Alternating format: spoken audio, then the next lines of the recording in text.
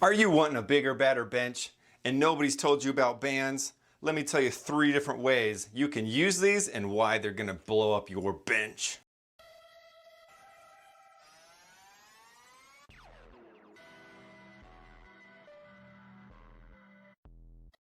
Welcome back to Self-Built. Today I'm going to be showing you how you can use power bands or resistance bands, workout bands, how you can use these to really boost your benching power, stability, explosiveness, and funness at the same time. Don't believe me? I dare you to keep watching.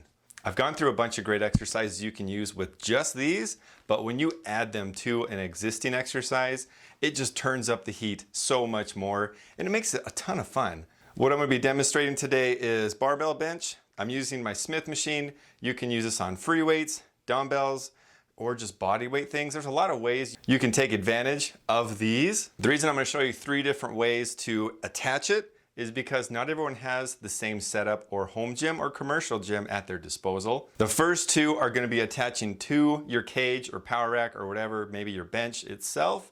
And then the third one is one that I can guarantee will work for you. Why these are so great is because take for example you're bench pressing just the bar. So you're pushing 45 pounds. It's going to feel the same no matter where you are in your range of motion. It's going to be training your top range of motion, which can be a strength for some people. And if you also get sticking points when you're doing benching, this can also help even that out if you're not strong on your top half. On top of that, if you're not using a Smith machine, if you're using free weight, it's going to add a ton of stability challenge to it as well. So that's just going to make it even better so you can handle the weight, push it harder, and have fun. Does it get any better than that? I don't think so. First version of doing this is attaching it from the ground to the bar. You need 2 different bands for this one. For mine, this is my typical lower cable attachment. So I just attached the cable and attached the bands right there, so it made it seamless. An easy tip of how to get it set up from the bottom to the top is I had this set down lower, so that way I didn't have to stretch this as much and be fighting it. And then once I got it set up, then I raised it to a good starting point. Just makes it a little easier for you. And then getting in and out, it's basically the same as if you're just doing normal bench. I might have to move my mic a little bit. Don't have it stick to the bar. Cool thing is as I go up, maximum resistance, and then it's gonna start to drop down. It's a great way to train your explosiveness because usually if you explode the momentum of the bar, it's not gonna be as difficult towards the top. But when you're using bands, it definitely does that. So a quick little demo for you. So down here, this is normal bar weight. I'm not feeling any extra resistance. And then as you come up, it just starts to multiply so much more. And then you come back down. And then you can also train a lot quicker. I love that it forces me to squeeze my chest at the top. Just get a little extra contraction out of it.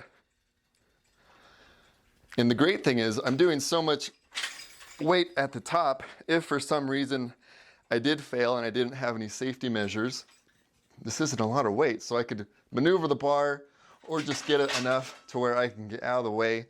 So it's a great way to train hard and heavy and also make it safe.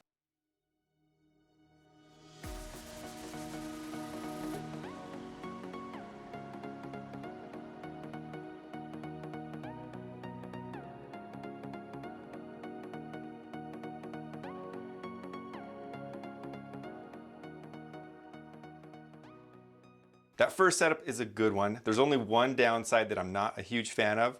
Since it's folded in half, the bands around the bar, it goes from nothing to really hard, really fast, and I also worry about overstretching the bands. But if that's all that you have, it's really good. It's just gonna be a little tricky trying to figure out how you want to position yourself, and maybe you can raise the height of where you're anchoring your bands, so that way it'll work out for you. Second one is a lot more forgiving in that sense. Instead of going from the bottom to the bar, we are flipping it on its head, going from the top to the bar.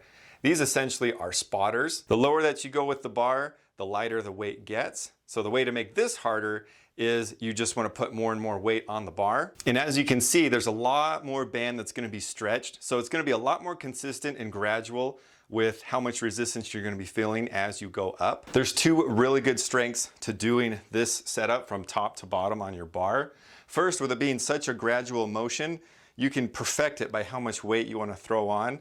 So you're getting that exact amount of weight that you're going for instead of trying to guess with how much distance from the bottom bands would be. Secondly, since you have to add more weight, there's definitely a mind game to seeing a certain amount of weight on your bar. And I know this will make it easier, but if you get used to you seeing that weight on the bar, psychologically, it's not going to seem as scary as to when you start to increase your weight. Got to do some secret mind tricks on these weights sometimes. It'll be the same way of getting in and out like a normal bench. So super easy. So as the top, it's going to be as hard as it is. And then going down, it's going to gradually get easier and easier. I had to throw some weight on because with this, I could push it with one finger. So I was like, oh, okay, that's not going to do anything. So you just push off. You'll have some good resistance here. As you go down, you'll be like, huh, it's starting to feel a little bit easier. And then it'll just help you push up. And the resistance curve on this feels a lot better. It's a lot more consistent and you can predict it. So all you got to do is just find the right weight or the right band so you get the right amount of resistance that you're looking for. But this really helps you just focus on power and explosiveness, as the other one does too. So if this setup works better for you, then try this one. We got one more for you.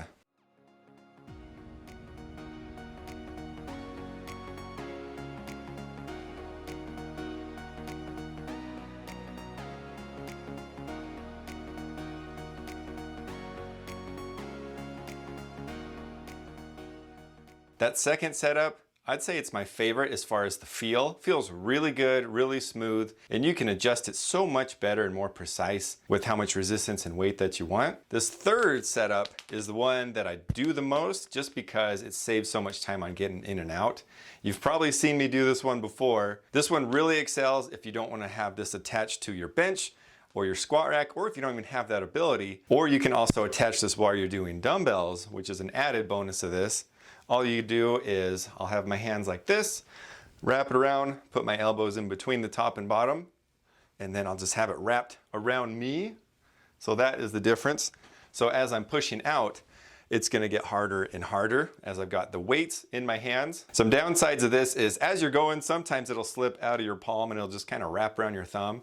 Sometimes if you've got a ton of resistance, it doesn't feel the best on the old thumbos, but hey, no pain, no gain, right? You also may have to worry about the bands falling if you don't keep constant tension on them.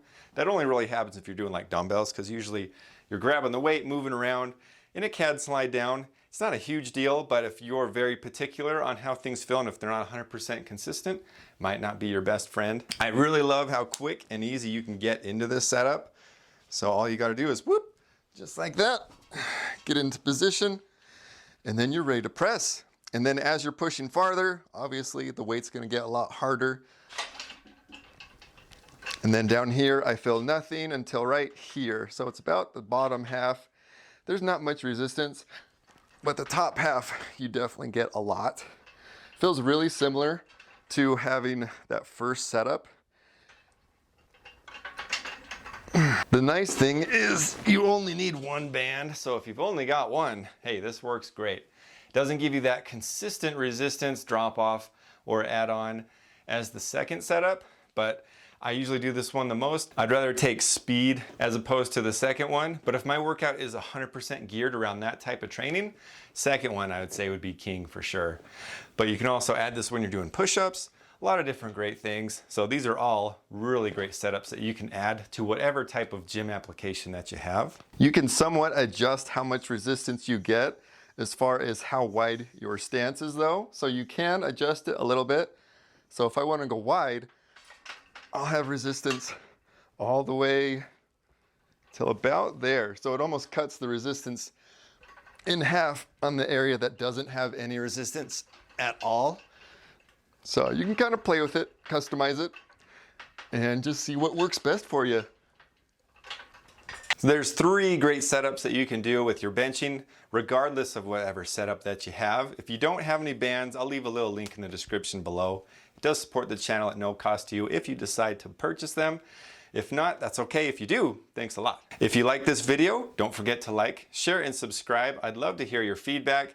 What are your thoughts on power band training, and have you used them? And are there other ways that you like to incorporate these that I haven't shown in this video? I'd love to hear your thoughts. I always read and reply to all you guys. I appreciate you watching, and I thank you for your support. Don't forget to watch one of these two videos right here for some extra gains, and we'll see you next time on Mo Self Built.